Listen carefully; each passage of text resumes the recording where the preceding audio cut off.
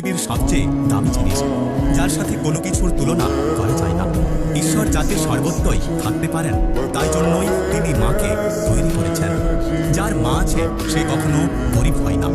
মা হলেন পৃথিবীর একমাত্র ব্যাংক, যেখানে আমরা আমাদের সব দুঃখ কষ্ট জমা রাখি। একজন মা হলেন তিনি, যিনি অন্য সকলের স্থান নিতে পারেন, কিন্তু যার স্থান অন্য কেউ নিতে পারেন না। একজন বাবা তার সন্তানের জন্য সর্বদাই যত্নশীল, কিন্তু একজন মা তার সন্তানের জন্য সর্বদাই প্রেমময়ী। একজন মায়ের কোল কোমলতা দিয়ে তৈরি, এবং শিশু তার মধ্যে নিশ্চিন্তে ঘুমোতে পারে। একটা কথা কি জানো তো, কোনো ভাষার দ্বারা মায়ের ভালোবাসা এবং শক্তি ও সৌন্দর্যকে প্রকাশ করা যায় না।